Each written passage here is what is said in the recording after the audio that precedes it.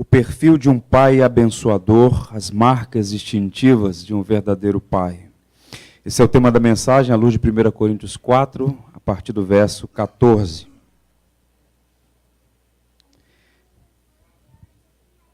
Diz assim então a palavra de Deus: Não vos escrevo estas coisas para vos envergonhar, pelo contrário, para vos admoestar como filhos meus amados. Porque ainda que tivesseis milhares de preceptores em Cristo, não teríeis, contudo, muitos pais. Pois eu, pelo Evangelho, vos gerei em Cristo Jesus. Admoesto-vos, portanto, a que sejais meus imitadores. Por esta causa vos mandei Timóteo, que é meu filho amado e fiel no Senhor, o qual vos lembrará os meus caminhos em Cristo Jesus, como por toda parte ensino em cada igreja. Alguns se ensoberbeceram, como se eu não tivesse de ir ter convosco, mas em breve irei visitar-vos, se o Senhor quiser, e então conhecerei não a palavra, mas o poder dos ensoberbecidos, porque o reino de Deus consiste não em palavra, mas em poder. Que preferis? Irei a vós outros com vara ou com amor e espírito de mansidão? Que o Senhor então nos abençoe. Esse capítulo que nós lemos, o capítulo 4 de Paulo aos Coríntios, em sua primeira carta, é uma passagem clássica sobre o ministério pastoral. Paulo, nessas duas cartas, a primeira e a segunda carta aos Coríntios, ele faz várias intervenções sobre o ministério de um pastor. Sobretudo porque aquela igreja em especial era uma igreja que resistia muito ao ministério do apóstolo Paulo. A segunda carta, por exemplo, é uma apologia de Paulo, uma defesa do seu apostolado, porque alguns falsos profetas haviam penetrado na igreja e estavam questionando a autoridade do apóstolo Paulo. Nesse texto, Paulo vai apresentar o que historicamente tem sido chamado de marcas distintivas do ministério pastoral. E ele vai usar, como grande escritor que era, iluminado pelo Espírito do Senhor, 3 imagens para mostrar essas marcas distintivas de um pastor. Ele compara, por exemplo, o ministro do Evangelho a um mordomo fiel. O mordomo não é dono, mas é o guardião. O ministro não é dono da mensagem, ele é o guardião, ele tem que ser fiel e entregar com fidelidade a mensagem de Deus. Então Paulo diz que essa é a primeira marca de um ministro, ele é mordomo fiel do seu Senhor. Paulo compara o ministro do Evangelho a um espetáculo. Ele chega a dizer que nós fomos reputados como lixo e escória. O ministro tem que andar humildemente porque o mundo não vê o ministério pastoral, o ministério da palavra, como uma coisa inerentemente digna. Constantemente, o ministro ele é abatido a andar com humildade, porque não é uma coisa que traz a glória do mundo, muito pelo contrário, traz o desprezo daqueles que não conhecem a verdade do Evangelho. E essa última figura que nos importa aqui nesta reflexão é que Paulo compara o ministro a um pai, cuja marca é essa amabilidade. Ao mesmo tempo que Paulo era um homem muito firme nas suas convicções, Paulo não negociava a verdade, razão pela qual ele chega a dizer aos Gálatas: se eu buscasse agradar aos homens, não seria servo de Cristo. Paulo não se deixa manipular. Paulo não tem a sua mensagem alterada pelo gosto do seu auditório. Então Paulo é um homem que está consciente de que vai prestar contas ao Senhor da igreja. Ao mesmo tempo que ele é firme, ele é amável. Ele se compara a um pai. Em outro momento ele se compara até mesmo a uma mãe, não é? No sentido de ser afetuoso, carinhoso, gentil com as pessoas a quem ele serve. E ao comparar o ministério pastoral ao ministério de um pai, Paulo vai traçar uma espécie de paralelo muito interessante entre essas duas grandes verdades, o ministério pastoral e o ministério da paternidade. E antes de prosseguir, deixa eu fazer aqui 2 observações. Primeiro, ser pai é um dom que envolve privilégios. Quem aqui é pai sabe que é uma das grandes alegrias que o indivíduo pode ter, não é? Eu sou pai, muitos aqui são pais, e sabe, por experiência, que é uma alegria indescritível. Você ter o seu filho nas mãos, nos braços, vê-lo crescer, vê-lo chamá-lo de pai pela primeira vez, perceber o progresso intelectual, que tange a estatura, indivíduo ganhando a forma, digamos assim, crescendo, se desenvolvendo, e você fica encantado com o mistério e com a beleza da vida. De fato, é um grande privilégio. Coisa boa é receber o retorno disso. Quando os filhos, por exemplo, num dia como hoje, manifestam, de modo público, inclusive, seu carinho, seu afeto pelo pai, isso realmente traz a lume o fato de que é um grande privilégio ser pai. Nem todos têm esse privilégio por uma razão inescrutável da providência, mas aqueles que foram agraciados podem dizer: Senhor, muito obrigado por este dom. Deus é o doador da vida, então se Ele nos dá a capacidade de gerar filhos, isso procede dEle. Mas ser pai é mais do que um dom que envolve privilégio. Ser pai é um ministério que envolve responsabilidades. E esta é uma palavra execrada nos nossos dias. Ninguém quer ter responsabilidade. A gente gosta, via de regra, da parte boa, dos privilégios, dos dons, das benesses, das coisas boas que envolvem a paternidade. Mas ser pai é mais do que um privilégio. É uma imensa responsabilidade. Porque, aos olhos de Deus e à luz das Escrituras Sagradas, os filhos não pertencem a nós. Os filhos são do Senhor. Estão sob os nossos cuidados por um determinado momento e nós devemos prepará-los para viver e cumprir a vocação central pela qual eles vieram ao mundo, glorificar a Deus e desfrutar dele para sempre. Então envolve responsabilidades, e eu acredito que a liderança do homem no lar, na família, é uma ordenação de Deus, e esse ministério de liderar, de ser um pastor da família, vem sendo perdido por variadas razões, mas permanece a verdade inalienável: todo pai deve ser um pastor na vida do seu filho, um mestre, um discipulador, um instrutor, um tutor, um mentor. Cada pai deve atuar como um pastor do lar. O Charles Hodge, só para vocês terem uma visão de como isso é tão intenso e profundo na vida da igreja, Charles Hodge foi o maior teólogo do século XIX, pelo menos de língua inglesa, um teólogo americano. Era um homem que tinha facilidade em transitar sobre os mais variados temas e os mais densos da teologia e da filosofia. Mas ele percebia que esta responsabilidade pastoral sobre a família era muito, mas muito séria. E razão pela qual ele então convidava, chamava as pessoas com as quais ele tinha contato e esporadicamente pregava, o seu trabalho era mais na academia, a essa responsabilidade. Em uma de suas obras ele diz o seguinte: o chefe da família deveria ser capaz de ler as Escrituras, assim como liderar em oração. Ler a Escritura e orar. Duas regras de ouro. A responsabilidade de um homem para com seus filhos, assim como para com Deus, o compromete a fazer de sua casa uma Betel. Se não for Betel, será uma habitação de espíritos malignos. Ele faz um trocadilho com a palavra Betel, que significa casa de Deus. Então, o que ele está dizendo? Que não há meio termo. Ou a nossa casa é a casa de Deus, ou ela é uma casa de espíritos malignos. Não no sentido de que as pessoas estão possessas dentro da nossa casa, mas no sentido de que há um espírito, há um valor, há uma mentalidade, há um caminho, há um comportamento estranho à vontade de Deus. Então, ele está propondo aqui e afirmando, à luz da história da Escritura, que o pai tem essa grande responsabilidade de governar a sua casa de acordo com a palavra de Deus, transformando o seu lar numa Betel. Cada igreja, ou melhor, cada casa, um lar onde Deus é Senhor, onde Deus reina, onde Deus tem a primazia.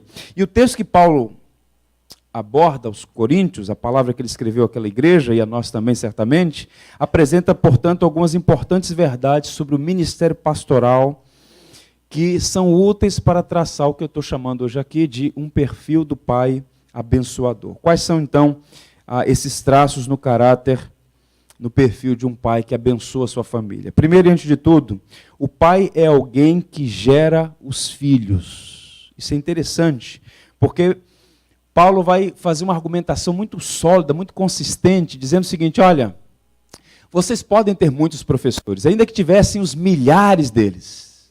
Pai, vocês só têm um. E fui eu, pelo evangelho, que vos gerei. Paulo está usando a metáfora aqui para dizer que eles nasceram de novo por meio da pregação sob o ministério do apóstolo Paulo. Observe o verso 15, o que ele vai dizer aí. Porque ainda que tivesseis milhares de preceptores em Cristo, não teríeis, contudo, muitos pais, pois eu, pelo evangelho, vos gerei em Cristo Jesus. A palavra-chave aqui está aí em vermelho. Preceptores e pais. A palavra preceptores é uma tradução da palavra grega paidagogos, de onde vem pedagogo, pedagogia. Essas palavras todas decorrem dessa palavra originária aí, que era um escravo que tinha responsabilidade de cuidar de uma criança e conduzi-la à escola. Ele tinha a responsabilidade de usar, inclusive, da força física para disciplinar a criança, a fim de que ela recebesse instrução aos pés dos melhores mestres da época. Ele não era um professor, mas aquele que levava o filho à escola e o deixava aos pés de um mestre. E o que Paulo está argumentando aqui com muita propriedade é o seguinte: vocês podem ter muitos que levem instrução a vocês, ou que levem vocês aos pés de outros instrutores, mas vocês só têm um pai. E a relação de Paulo aqui, ao chamar-se de pai, é sentimental, é afetiva, é familiar, é íntima. Paulo está dizendo o seguinte: eu sou o pai de vocês, eu sou o pastor de vocês, eu gerei vocês no Evangelho, eu conheço a história de vocês, eu preguei para vocês, eu ensinei a vocês os fundamentos da fé cristã. Paulo se dirige àqueles irmãos como um pai espiritual. Portanto, qual é o contato, qual é a relação com o ministério da paternidade nos nossos dias? O pai não gesta o filho, essa é a missão da mãe, mas ele gera o filho. E mesmo os filhos adotivos são gerados no coração dos pais. O pai é aquele que transmite a sua vida para os filhos. Ele ama os filhos mais do que a si mesmo. Ele dá sua vida pelos filhos. O papel do pai é esse. É ser alguém que tem uma conexão. Vocês podem ter muitos professores na vida de vocês, mas pai só tem um. A relação de afeição, de intimidade, a relação sentimental, a conexão íntima entre o filho e o pai. Qual é a aplicação aqui?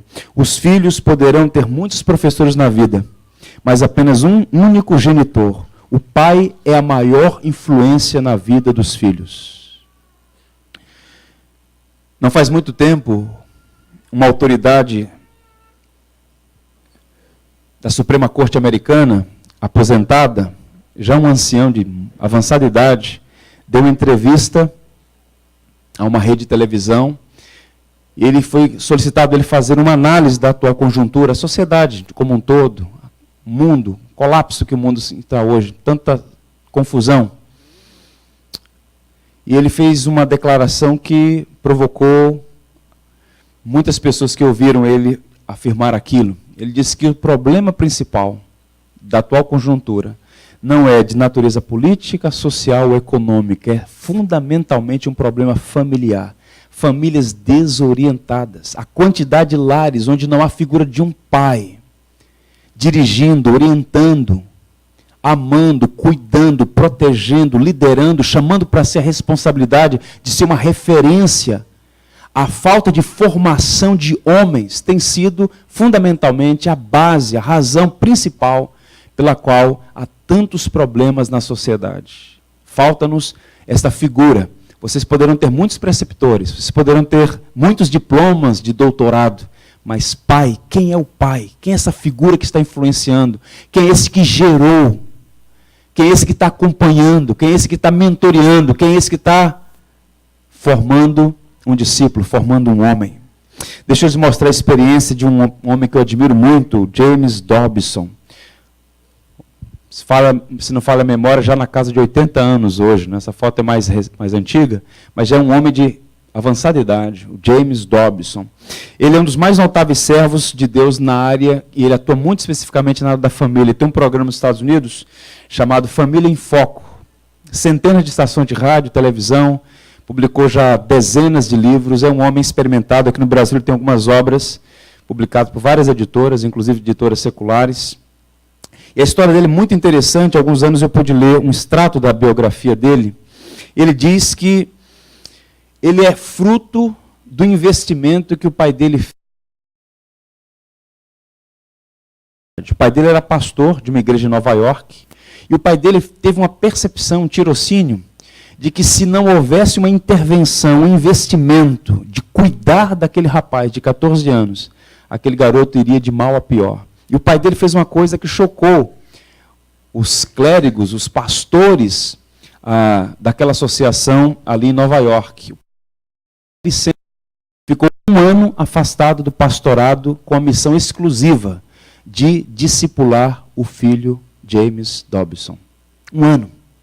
O resultado disso, aos 21 anos, ele entendeu claramente que Deus estava dirigindo a sua vida para trabalhar com famílias e como Deus o tem usado, o tem abençoado. Uma das melhores obras sobre a dose certa sobre disciplina, considerado o melhor livro dessa área, é dele. Ouse Disciplinar. Um livro extraordinário. Qual o ponto aqui?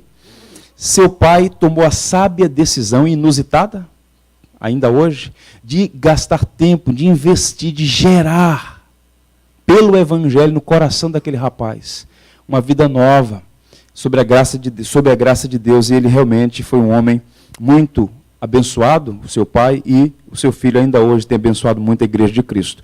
E há um verso que orientou a atitude do pai dele. O verso está em Filipenses 4:9. Eu queria que você acompanhasse a leitura. O que também aprendestes e recebestes e ouvistes e vistes em mim, isso praticai, e o Deus da paz será convosco. O pai dele não foi naquela linha, faça o que eu falo, não faça o que eu faço. O pai chamou para ser responsabilidade. Meu filho, o que você tem aprendido, o que você tem visto, o que você tem ouvido da minha parte, pratique, e o Deus da paz será com você. Ou seja, chamou para ser responsabilidade, ser uma poderosa influência na vida do seu filho. E foi bem sucedido, repito, sob a graça de Deus. 2 conselhos aqui. Aos pais. Invista na vida dos seus filhos enquanto você pode. Enquanto você pode. Os irmãos já me ouviram falar aqui inúmeras vezes, repetidas vezes, porque essa é uma coisa que está latente diante dos meus olhos.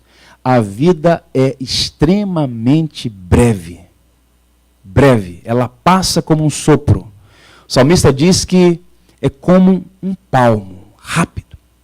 E os filhos que hoje circulam entre nós, que brincam, que estão aprendendo a caminhar, que estão nos primeiros passos, daqui a pouco já não estarão mais nessa fase, numa fase adulta. E esta é a fase, esse é o momento de você formar o seu filho, um discípulo de Cristo, um homem maduro, que respeite a autoridade constituída, que saiba o que é reconhecer a dignidade inerente do sexo oposto de uma mulher, você formar um cidadão com uma cosmovisão cristã, formar um homem maduro.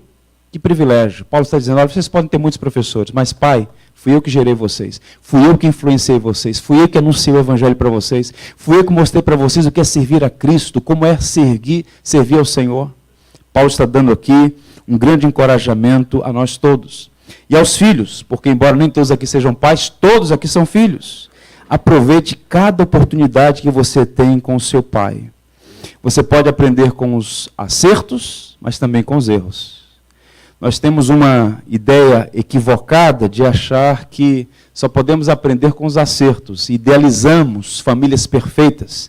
Há um livro muito interessante publicado pela antiga Juerp, o título já por si só é sugestivo, O Mito da Grama Mais Verde. A gente sempre acha que a família do outro é melhor, que o casamento do outro é melhor, que os filhos do outro são melhores. Pois bem, nós podemos aprender a partir da nossa própria história, a partir da história de outras famílias, com acertos e com erros. Portanto, ainda que seu pai não seja o melhor pai do mundo, ainda que ele tenha cometido erros graves, irreparáveis inclusive, você pode aprender tanto com os acertos quanto com os erros, imitando as coisas boas, evitando as coisas erradas. Se, repito, essa é a sua experiência, aproveite essas oportunidades. Eu acho que nós precisamos entender o que está escrito lá em Malaquias, capítulo 4, verso 6. Diz assim, e ele converterá o coração dos pais aos filhos, e o coração dos filhos a seus pais. Ele está falando desta obra que só Cristo pode fazer, que só o Senhor pode fazer, no sentido de promover reconciliação, paz, perdão, restauração das relações. Quantas pessoas adoecidas nessa relação pais e filhos, inclusive nas nossas igrejas, memórias amargas, lembranças ruins. Nós precisamos virar a página e tocar a nossa vida a despeito das memórias amargas que porventura tenhamos. Sigamos em frente e que possamos aproveitar as oportunidades como pais e como filhos. Pois bem, um outro elemento, o pai é alguém que não humilha os filhos. Interessante isso. O pai não humilha os filhos. Paulo é um homem admirável, repito o que eu disse no início, ele é firme, mas é amoroso. Ele é maduro o suficiente, ele tem tanta estatura espiritual, que ele não precisa levantar a voz para admoestar, ele não precisa colocar o dedo na cara, ele não precisa diminuir as pessoas, ele não precisa trazer à luz os pecados das pessoas para dizer, olha, você não presta. Paulo era um homem que sabia corrigir na dose certa, ele jamais humilhou quem quer que fosse. Jamais. Sempre escreveu com o propósito de corrigir, mas sem envergonhar a igreja. Nunca envergonhava. Nunca fazia uma exposição pública dos pecados da igreja sem necessidade. E Paulo está nos ensinando que um pai nunca expõe os seus filhos ao ridículo. Não humilha os filhos perto dos outros, não diminui o valor dos filhos, não os critica negativamente. Se tem uma coisa que me perturba, por exemplo, é você estar num ônibus, num trem, no metrô, no transporte público, por exemplo, numa praça, em qualquer lugar, e você testemunhar um pai e uma mãe humilhando uma criança em público. Que coisa horrorosa, que coisa vexatória. Dedo em riste, falando alto. Humilhando publicamente a pessoa, expondo, ridicularizando, diminuindo, causando nódoas na alma da pessoa. Isso é realmente danoso. Muitos filhos vivem inseguros porque sempre foram criticados pelos pais. Os pais precisam, portanto, temperar a disciplina com elogio, encorajamento com repreensão. Precisamos apontar os erros, sim, mas também valorizar as virtudes. Se tem uma coisa que a nossa sociedade é carente demais, é dos sinceros elogios. Nós somos uma geração que perdeu a capacidade de elogiar. E essa incapacidade de elogiar se dá por duas razões, entre outras. Primeiro, pelo orgulho de não reconhecer as virtudes do outro. Tem gente que só tem olhos para as fraquezas do outro, nunca para ver as potencialidades e as virtudes do outro. E segundo, porque a gente confunde elogio com bajulação. A bajulação tem sempre um propósito danoso, uma motivação espúria, mas o bom elogio de encorajar, de enaltecer o trabalho, as virtudes, os predicados do outro é realmente encorajador. Essa é uma sociedade adoecida. E pode observar, por trás de toda gente, de toda pessoa complexada, que seja o complexo de superioridade ou de inferioridade, está ali alguém que foi profundamente machucado em sua história. Ou com elogios falsos, ou com críticas duríssimas, cáusticas, sem nenhum senso de graciosidade, sempre de cima para baixo, de modo muito duro. Eu li algum tempo atrás um texto que eu quero ler para vocês hoje. É a experiência de um homem, que vai aparecer a imagem dele aí, um dos melhores atores, o Steve Martin, o pai da noiva. Esse relato está numa obra do Wayne Grudem, Famílias Fortes, Igrejas Fortes. Ele faz um registro, esse material saiu no jornal The New York Times. E ele fez então publicou esse extrato no livro dele aqui. Dia dos Pais de 2002. Observe um filho escrevendo isso sobre o próprio pai. Ao morrer, meu pai, Vernon Martin, fez algo que não conseguiu fazer em vida. Reuniu a família. Depois que morreu, aos 83 anos, muitos seus amigos me disseram quanto o amavam e quanto ele era generoso, extrovertido, engraçado e atencioso. Fiquei surpreso com essas descrições. Não era o meu pai? Lembrava-me dele como um homem bravo, que, eu me lembre, disse-me pouca coisa além de críticas. Em minha adolescência, praticamente não conversamos, exceto em discussões de mão única, dele em direção a mim. Tenho certeza de que o número de palavras que trocamos poderia ser contado na palma da mão direita. Em algum momento de minha pré-adolescência, decidi odiá-lo oficialmente. Quando ele entrava num cômodo, eu apenas esperava 5 minutos e depois saía. Em geral, meu pai era muito crítico em relação às minhas conquistas no mundo artístico. Mesmo depois que eu ganhei um prêmio Emmy como autor de um clássico aos 23 anos, ele me aconselhou a terminar o curso da universidade para ter algo mais firme em que me apoiar. Anos mais tarde, meus amigos e eu o levamos para assistir a pré-estreia do meu primeiro filme. E depois fomos jantar. Durante um longo tempo, ele não disse absolutamente nada. Meus amigos notaram seu silêncio ensurdecedor e ficaram petrificados. Finalmente, um dos meus amigos perguntou ao meu pai: o que o senhor achou do Steve nesse grande filme? E meu pai disse: bem, ele não é nenhum Charlie Chaplin. Ou seja, esse cidadão que já tem beirando 80 anos, ele é entre um incontável número de pessoas que viveu numa família e que teve um pai que não sabia o que era elogiar. Sempre cáustico, sempre crítico, sempre humilhando, sempre diminuindo, sempre empobrecendo. E a igreja, o que é a igreja? A igreja é uma comunidade de pessoas egressas desse contexto. E boa parte dos problemas que nós temos são problemas que não foram ainda resolvidos. Observe a metáfora de Jesus à entrada do túmulo de Lázaro. Ele diz para aqueles homens: removam a pedra. Ah, Senhor, já cheira mal. Removam a pedra. Removeram a pedra. Ele diz: Lázaro, vem para fora.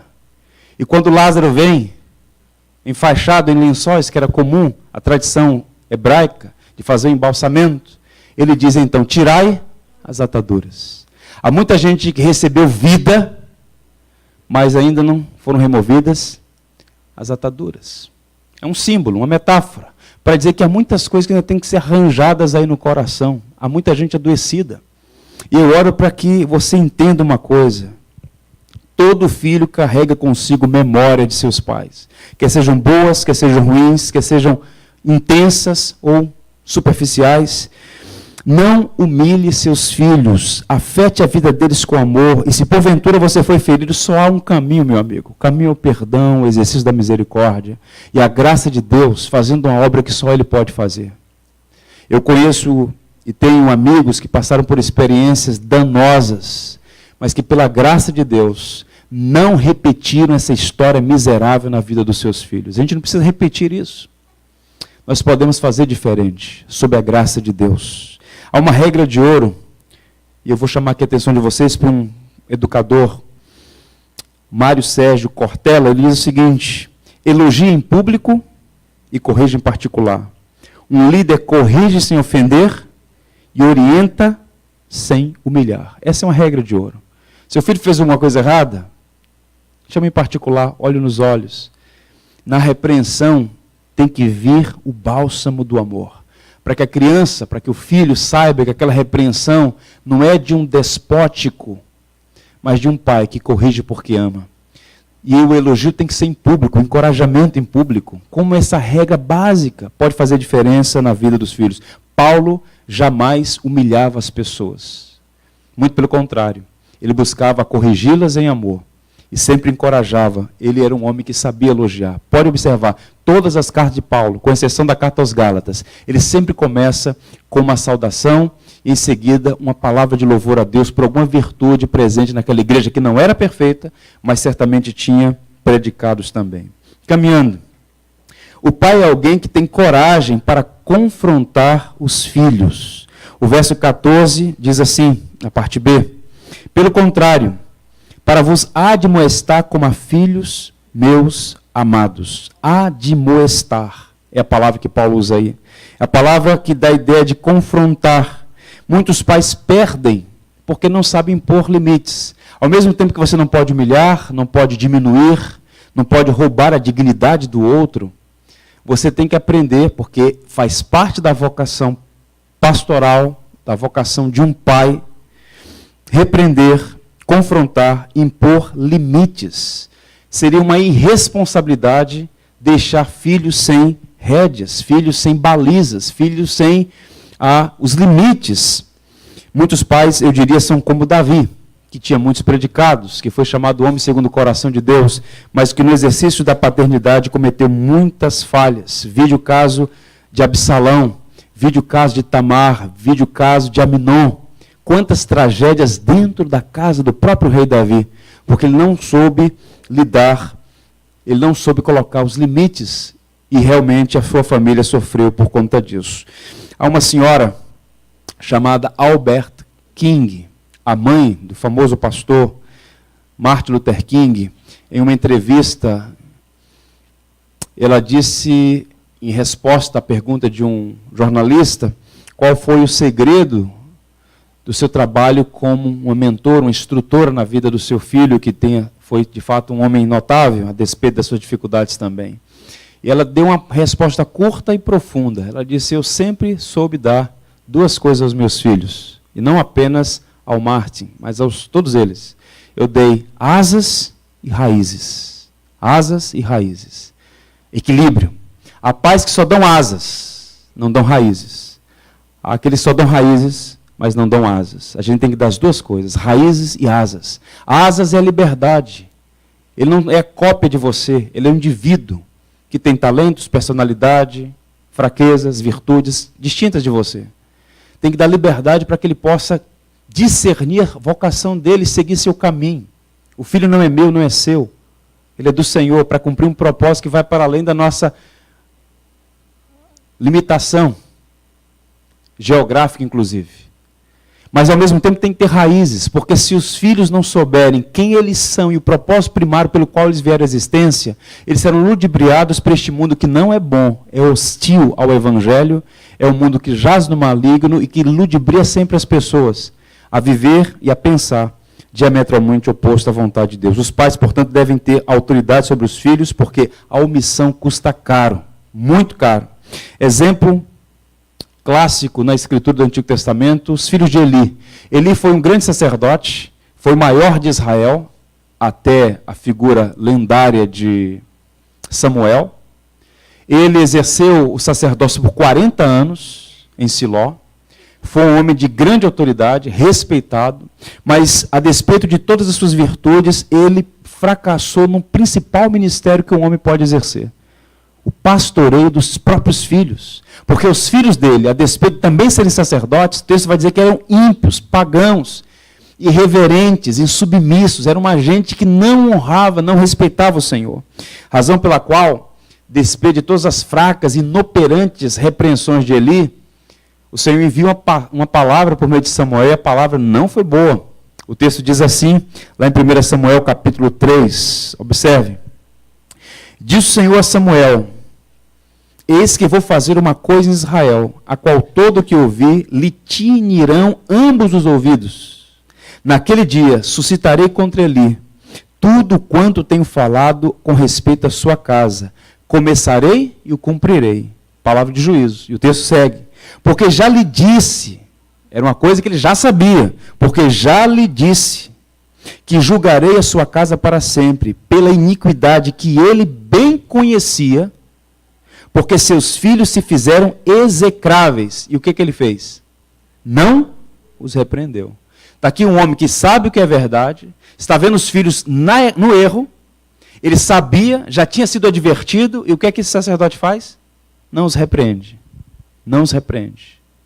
E aí chega o momento em que o homem atravessa a linha invisível entre a paciência e a ira de Deus. E quando o homem atravessa a linha invisível entre a paciência e a ira de Deus, ele experimenta o justo juízo. E o juízo veio sobre aquela família, inclusive sobre a vida de Eli. Que coisa terrível. Então, irmãos, não é um ministério fácil. É um dom? É. É um privilégio? É. Mas é uma responsabilidade imensa, a razão pela qual a gente só pode ser bem-sucedido nesse ministério aos pés de Cristo, suplicando graça todo dia e o dia todo. Alexander McLaren disse assim, esse notável pregador batista, com Eli se pode aprender quão cruel é a negligência paterna e quanto prejuízo se pode fazer mediante o descuidado ou o descuido da obrigação óbvia de repreender os filhos. Como é prejudicial. Razão pela qual aquele texto maravilhoso lá de Hebreus 12 fala que o amor é disciplinador. Quem ama disciplina, quem ama corrige. Se um pai vê o filho no erro e faz vista grossa, ele não está dando sinais de amor ao seu filho. E quantos filhos hoje são intratáveis, porque tiveram sempre os seus pais acobertando os seus erros. Intratáveis, refratários, insubordinados, irreverentes. Nós precisamos aprender o seguinte: repreender, muitas vezes, é o maior sinal de amor que podemos manifestar sobre um filho. Dizer não, aprender a dizer não, por exemplo. O Vory Balcon Jr. diz assim, ele serve de advertência perpétua. aquela geração e a nossa, aos pais negligentes que não se envolvem nem se comprometem. O pecado dele era mais caracterizado pela omissão. Os riscos são altos demais para a passividade na liderança do lar. Sabe o que me assusta nesse processo? À medida que a gente lê história, à medida que a gente interage com a Escritura e com a tradição cristã, é como, de modo terrível, é possível ser bem-sucedido em tantas coisas, inclusive no ministério pastoral, e fracassar naquilo que é tão essencial que é a própria família. Quantas pessoas do portão de casa para fora são homens bem-sucedidos, mulheres bem-sucedidas, mas do portão para dentro foram fracassados. Quantos pastores ganharam o mundo, ganharam popularidade, fizeram um notável trabalho, mas perderam a própria família. Que Deus nos livre disso, irmãos. Que Deus nos livre disso. O Tozer é um avivalista. Ele é um arminiano amado. Eu aprecio muito o Tozer. Ele é um avivalista, viveu nos Estados Unidos, século XX, e tem obras memoráveis. Eu tenho algumas delas e aprecio, repito. Mas não faz muito tempo que eu descobri um traço na biografia dele, a respeito da qual eu lamentei profundamente. Era um homem muito piedoso, era um homem que tinha uma percepção muito intensa da realidade da igreja, escreveu obras extraordinárias, repito, mas ele não foi um exemplo dentro da sua própria casa. E é um texto de um autor chamado James Snyder, ele faz um esclarecimento sobre essa faceta da vida do A.W. Tozer. Ele diz assim: Tozer não acompanhou de perto a educação elementar e secundária dos filhos. Não havia pregação em casa. De fato, havia pouco diálogo sobre religião. Não havia discussões doutrinárias e também inexistia qualquer esforço de reunir a família e ler as escrituras formal ou regularmente. Como muitos em seus dias, ele pensava no seu ministério como o altar em que sua família deveria ser sacrificada se necessário. O ministério era mais importante do que a família. Em que ano está o meu filho? Está na 6ª série, na 8ª? Está na faculdade? Nem sei mais. Meu filho conhece a mensagem central do Evangelho? Nossos filhos frequentam a igreja, a pergunta é: o que é que eles sabem de Cristo?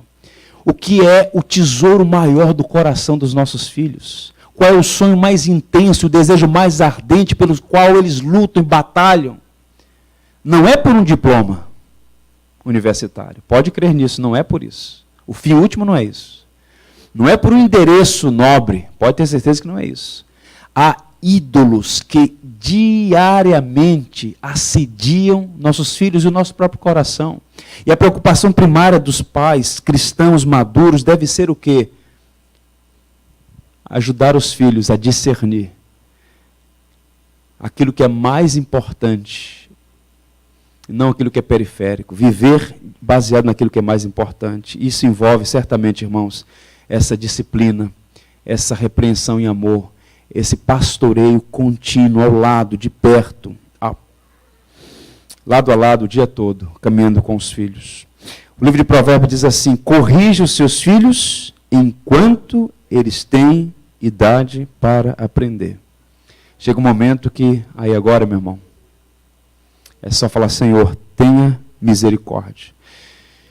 Um primeiro sermão que eu preguei aqui no Dia das Mães, em 2005, maio de 2005, eu compartilhei com os irmãos uma experiência que me ocorreu em 2003, na Igreja Batista do Jardim Botânico. Naquele ano, 2003, eu preguei um sermão no Dia das Mães, na manhã, segundo domingo de maio de 2003, na manhã daquele dia. E depois da pregação, um senhor me procurou, um irmão, um crente em Jesus Cristo, e falou: pastor, ele me chamou de pastor. Eu lembro como hoje, o olhar trêmulo, perdido, desesperado. Eu daria tudo, trocaria sem pensar duas vezes o diploma de medicina da minha filha por um certificado de batismo. Quantas vezes eu falei para minha filha: fique em casa, estudando para a prova, Não preciso ir na igreja hoje, porque para mim o mais importante é que minha filha fosse aprovada no vestibular de medicina do que aprender sobre o Evangelho. Minha filha foi para a faculdade com uma fé rala, insossa, foi cooptada por ideologias e passou a ser agnóstica. Hoje minha filha lidera um departamento nobre aqui no Hospital da Lagoa, não quer nada com o Evangelho, tem vários diplomas, mas não tem o que é mais importante. Eu lamento profundamente e peço a Deus ter misericórdia de mim e da minha família. Eu já testemunhei pais que a disciplina para os filhos é: você não vai mais à igreja enquanto não passar nessa prova. Tem que dar um certificado para um indivíduo desse, né? Qual o título? O Chaves tem um certificado para ele.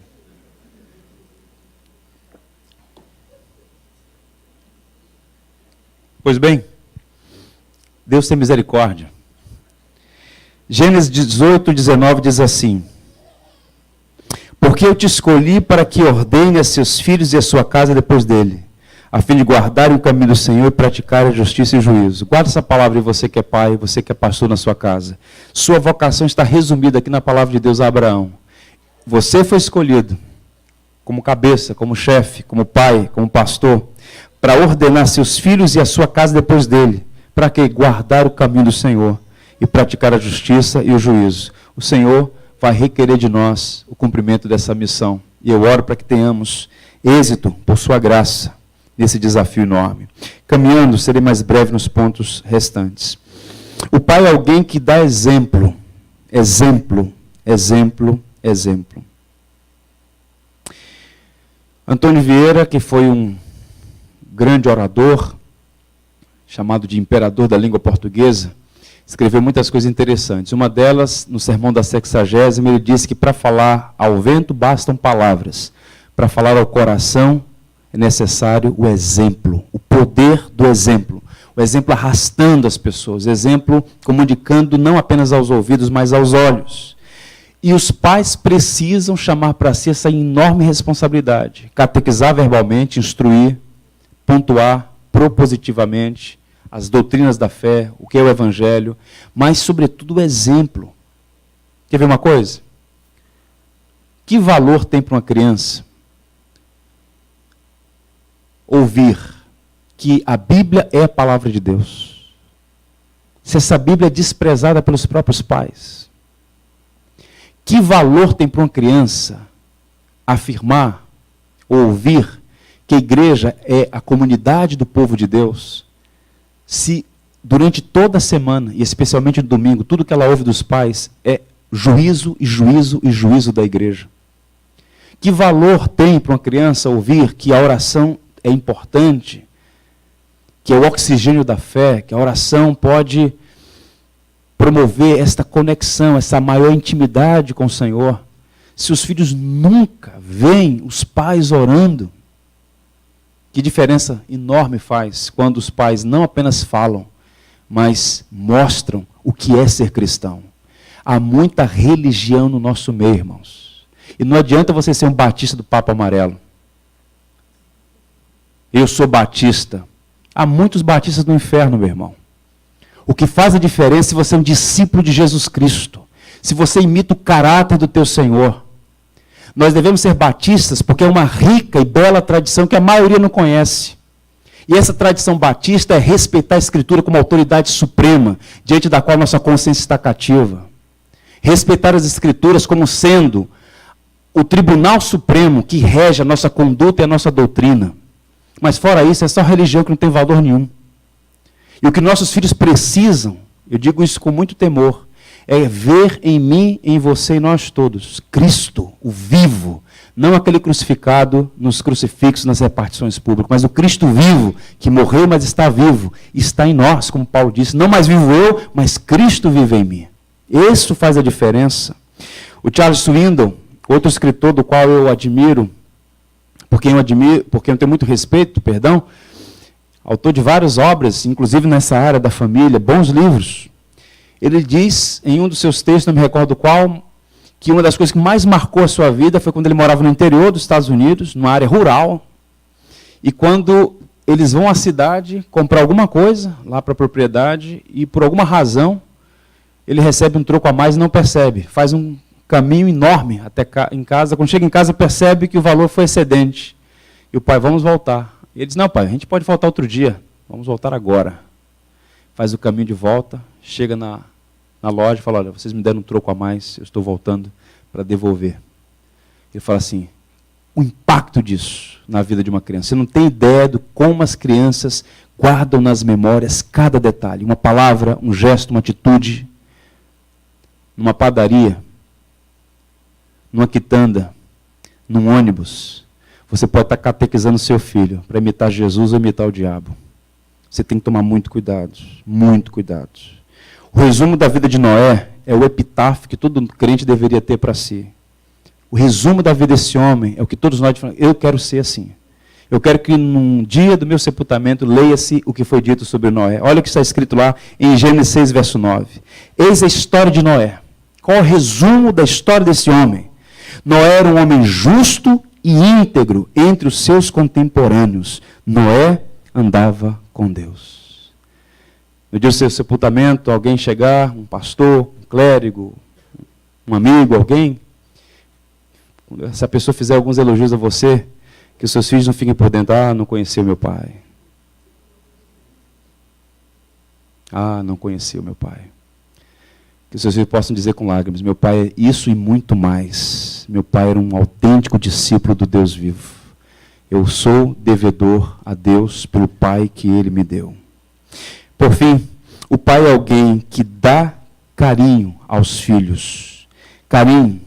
Paulo sabia, repito, dosar disciplina e amor. Os pais precisam temperar a disciplina com afeto, aprender a usar a vara e também beijar os filhos. Precisa chorar com eles, mas também celebrar com eles. Amor e correção. Repito, essa questão do afeto, não é? A gente perdeu muito isso, embora o latino-americano seja mais afetuoso do que outras culturas. Mas, de um modo geral, nós precisamos ser mais carinhosos com os nossos filhos, mais amorosos. Algumas pessoas não tiveram isso na sua infância, não têm essas memórias, mas, repito, você não precisa manter esse ciclo. Você pode quebrar e fazer com a sua família o que você gostaria que no passado fizessem com você. Ou seja, dar carinho, ser afável, amável, gentil, terno, gracioso, como é bom. Todos nós, C.S. Lewis na sua obra, que foi uma coletânea de pregações, de ensaios que ele fez para a BBC, Cristianismo Puro e Simples, ele fala que todos nós temos essa profunda necessidade de amar e ser amados. Todo mundo está buscando isso constantemente. Todo mundo está em luta constante por essa felicidade. Ele diz até o homem que tira a própria vida e comete suicídio, no fundo, o que é que ele está buscando? Felicidade. E no fundo, o maior anseio dos filhos, é essa sensação de ser amado, de ser valorizado pelo que é, não pelo que poderia ou pode no futuro fazer, mas amado. Sejamos graciosos, não apenas com os filhos, uns com os outros de modo geral. Eu li em algum lugar, não se sabe o autor, é desconhecido, conselhos para criar filhos. Algum pai que teve a sabedoria de escrever isso, eu vou ler para vocês. Se eu tivesse meu filho para criar de novo, né? Todo mundo fala, se eu pudesse voltar atrás, eu pintaria mais com os meus dedos e apontaria muito menos para eles. Eu passaria menos tempo corrigindo e mais tempo conversando. Eu tiraria meus olhos do meu relógio e perceberia mais o quão rápido o tempo está passando. Eu me importaria em saber menos e saberia me importar mais. Eu passaria mais tempo brincando com eles. Eu ficaria menos sério e me divertiria mais. Eu correria mais com eles e olharia mais as estrelas. Eu seria menos firme, mas firmaria mais meu amor por eles. Eu reformaria seu coração e deixaria a reforma na casa ou da casa para depois. Eu amaria menos a força e viveria mais a força do amor. É um texto que provoca reflexão, né? Se nós pudéssemos voltar atrás. Talvez alguns aqui ainda estejam no início, no começo. Alguns ainda serão pais no futuro, se Deus assim permitir. Assuma para si o compromisso de fazer diferente. E o último ponto. O pai é alguém que se esforça para estar perto dos filhos. O verso 19 é bem interessante. Olha o que Paulo diz. Mas em breve irei visitar-vos, se o Senhor quiser. E então conhecerei não a palavra mas o poder dos ensoberbecidos. Paulo está fazendo uma crítica aos falsos mestres que estavam infiltrados na igreja, maculando a imagem do apóstolo Paulo, dizendo que ele não era apóstolo. Paulo diz, olha, eu vou estar novamente com vocês, é meu anseio estar com vocês, se o Senhor permitir, eu vou voltar à cidade de Corinto. E aí eu vou conhecer não apenas a palavra dos arrogantes, mas também a soberba desses aí, o poder deles. Mas o anseio de Paulo é estar perto daquela igreja. Paulo estava plantando várias igrejas, Paulo era um missionário, um bandeirante do evangelho. E aqui qual é o ponto? O ponto é esse. Os pais precisam estar perto dos filhos. É curioso notar como nós somos, às vezes, tomados pelo espírito do mercado de dar presentes, né?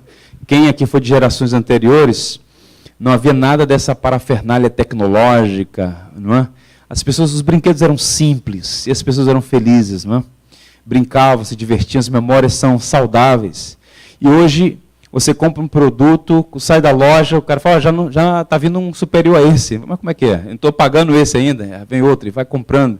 E o mercado, propaganda, as crianças, o primeiro verbo que elas aprendem a conjugar é o verbo me dar, comprar, eu quero. É impressionante.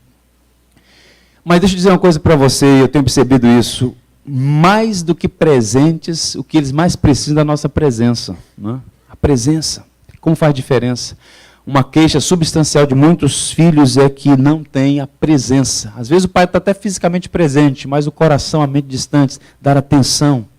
E nós sabemos quando alguém está dando atenção a gente ou quando a cabeça está em outro lugar.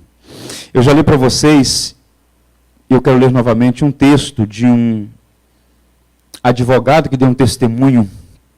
E essa semana foi o dia do advogado, nossa alegria aqui, nossa saudação aos nossos muitos advogados aqui da igreja. Ele escreveu o seguinte, um jovem bem-sucedido, escrevendo sobre um impacto que ele sofreu, positivo, na sua história. Ele chama de o melhor presente. O texto é o seguinte, o maior presente que eu já recebi foi uma pequena caixa que recebi de meu pai em um Natal. Dentro estava um recado que disse, filho, este ano eu lhe darei 365 horas. 1 hora a cada dia depois do jantar, é sua. Falaremos daquilo que você quiser falar. Iremos para onde você quiser ir. Brincaremos com o que você quiser brincar. Será sua hora. Meu pai não somente guardou aquela promessa, disse o advogado, mas a cada ano ele a renovou. E é o melhor presente que recebi na minha vida. Eu sou o resultado do tempo dele. Ou seja, aquele homem muito ocupado, disse, não posso passar a manhã inteira com meu filho, a semana inteira. Mas 1 hora por dia, atenção exclusiva, deixou um legado precioso para a vida daquele rapaz que no futuro seria um profissional muito bem sucedido. Não foi sucedido apenas porque o pai lhe deu atenção, mas o fato é que a atenção, a presença, o cuidado paternal faz a diferença na vida dos filhos. Dedique mais seu tempo aos filhos. Tem muitos cariocas que não conhecem o Rio de Janeiro.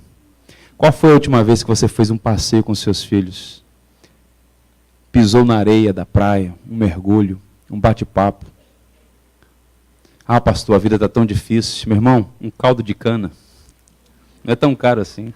Não gosto de caldo de cana, esse negócio sobe a glicose. Toma um cafezinho expresso sem açúcar, com adoçante. Compra um açaí para o seu filho. Vale qualquer coisa, mas esteja com seu filho, pô. Sabe por quê? Eu disse hoje pela manhã aqui, vai chegar um momento, é possível que isso chegue. Chegou lá na minha casa, para os meus pais. É possível que chegue um momento em que você vai querer estar com seus filhos e eles vão estar bem longe. Porque a gente não tem gerência da vida e nós não podemos discernir quais são os caminhos da providência. Deus pode ter planos e nos planos dele há uma distância enorme entre os nossos. E de repente Deus mande nossos filhos para algum outro lugar do mundo. E aí você fala, caramba, quanto tempo perdido. Alguém disse assim uma vez, por que é que há mais flores no cemitério do que na maternidade? Já perceberam isso? Quem vai na maternidade que é cheio de flores? Quando no sepultamento que é cheio de flores, mas para quê? Não é para homenagear. Bem, o que eu quero dizer é o seguinte, a gente precisa valorizar as pessoas enquanto elas estão vivas. Honrar a memória do justo faz parte. A memória do justo será abençoada. Mas observe, a gente precisa valorizar as pessoas enquanto elas estão perto. Minha avó faleceu com 94 anos, minha avó paterna. E ela mesma diz isso, eu era o neto mais próximo a ela. E os outros arrumavam problema. Ela só tinha 60 e poucos netos. O pessoal lá é animado. E quando ela faleceu,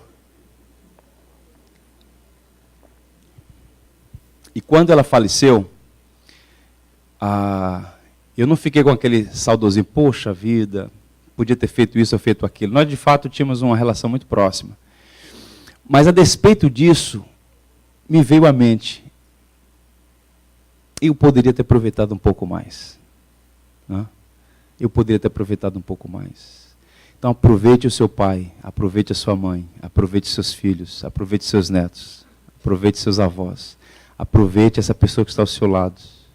Outro dia, nós tínhamos alguns irmãos aqui que não estão mais, estão lá no Paraná. E no futuro próximo, alguns não mais estarão aqui. Você vai fazer, puxa vida, eu perdi a oportunidade. Que Deus nos ajude, que Deus tenha misericórdia de nós. Eu finalizo lendo Jó, capítulo 1, verso 5. Olha como Jó cuidava dos seus filhos. Terminado um período de banquetes, Jó mandava chamá-los e fazia com que se purificassem. De madrugada, um homem de negócios como Jó, ele oferecia um holocausto em favor de cada um deles, pois pensava, talvez os meus filhos tenham lá no íntimo pecado e amaldiçoado a Deus. Essa era a prática constante de Jó. O que é que esse texto está comunicando? Jó não era rico, gente. Jó era multimilionário. Os padrões da época, Jó era um homem muitíssimo rico. E ele tinha um conglomerado de negócios que demandava tempo. Mas esse camarada acordava de madrugada para cuidar da vida dos seus filhos. Ele investia nos relacionamentos, ele orava pelos filhos, ele exortava os seus filhos, ele ensinava que o mais importante é glorificar a Deus. Qual era a preocupação desse homem? Não era se o filho ia passar no vestibular. Não estou dizendo que você não deve se preocupar com isso, tá? Ok? Estou querendo dizer o seguinte, que o que mais preocupa é, e se os meus filhos estiverem pecando contra Deus? O pecado é desgraça pura. Deus. Ele então buscava, de alguma maneira, orientar e exortar os filhos. Que Deus nos ajude, que Deus tenha misericórdia de nós, nesse ministério que é um privilégio, mas que é difícil, muito difícil. A melhor tradução da Bíblia, 10 de agosto. Quem não tem, pode ler. Pão Diário, procura a irmã Valquíria. Dia dos Pais, eu quero ler para vocês sobre essa tradução da Bíblia. Conta-se a história de 4 pastores que discutiam sobre qual seria a melhor tradução da Bíblia. Tem muito pastor que não tem o que fazer, não é? Cada um deu a sua opinião. O primeiro disse que a tradução feita por João Ferreira de Almeida era melhor, porque usa a linguagem portuguesa mais antiga. É, portanto, disse ele, muito significativa ler a Bíblia num português que nossos antepassados leram. O segundo disse que a melhor tradução da Bíblia é na linguagem de hoje, porque atrai os jovens numa linguagem atual. O outro pastor disse que a Bíblia viva é muito boa porque é uma paráfrase que os autores queriam dizer no original. O tradutor interpreta o seu significado para os nossos dias. Os 3 olharam para o quarto pastor e ficaram esperando a sua resposta. Ele olhou para cada um dos outros 3 e disse, acho que as traduções da Bíblia são boas, mas eu gosto mais da tradução de meu pai. Ele viveu na prática a palavra de Deus diariamente. É a tradução mais convincente que eu já vi. A Bíblia segundo o meu pai. Que coisa maravilhosa. Que Deus nos ajude. Quando alguém perguntar sempre para o seu filho, qual é a melhor versão da Bíblia? A versão segundo o meu pai. Eu aprendo com a vida dele. Que Deus nos ajude. Vamos ficar em pé, vamos orar.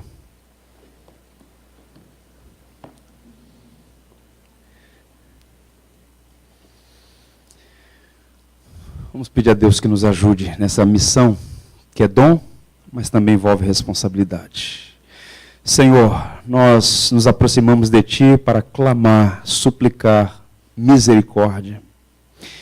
Agradecidos pelo dom da paternidade, nós Te louvamos pela vida de cada um dos homens aqui que receberam esse maravilhoso dom. Te damos graças porque toda boa dádiva procede de Ti. Ao mesmo tempo, Senhor, é com temor que recebemos esse dom, porque envolve grande responsabilidade. Há uma responsabilidade que é maior do que nós mesmos. Os filhos não são nossos, são do Senhor, e nós temos o dever de criá-los na disciplina e a admoestação do Senhor, de ensiná-los as sagradas letras desde cedo, não apenas por palavras, mas também pelo exemplo. Senhor Deus, nos ajude. O Senhor sabe o quanto temos falhado de algumas maneiras nesse processo. Nós suplicamos que a Tua graça, que é maior do que as nossas fraquezas e iniquidades, venha suplantar as nossas limitações e nos ajudar a ser bênção na vida da nossa família. Eu oro pelos filhos que aqui estão, por aqueles que porventura têm algum resíduo no coração, ressentimentos, rancores, memórias adoecidas, amargas. Senhor, promove cura no coração do seu povo. Nós sabemos que o perdão não é uma opção para nós, o perdão é um mandamento. Nós devemos perdoar, embora não tenhamos em nós mesmos essa capacidade. Por isso nós te rogamos, dá-nos a graça de perdoar nossos ofensores, mesmo que o ofensor tenha sido o nosso pai, a fim de que não venhamos a repetir erros com aqueles que estão conosco, mas que possamos aprender, tanto com os acertos, quanto com os desacertos dos que nos precederam. Nós pedimos mesmo a Tua graça sobre a vida desta igreja, e que essa palavra de alguma maneira possa provocar nossa reflexão e, sobretudo, mudança de vida nas nossas relações uns com os outros. Nós te damos graças por esse dia tão especial para nós todos, e a nossa oração é que tenhamos pais mais maduros, mais centrados no Evangelho, mais convictos dessa missão e dispostos a fazer tudo o que estiver ao seu alcance para gerar filhos que temam ao Senhor e que vivam para a glória do seu nome. Nós oramos com gratidão, em nome de Cristo, nosso auxílio. Amém. Vamos então cantar uma última canção.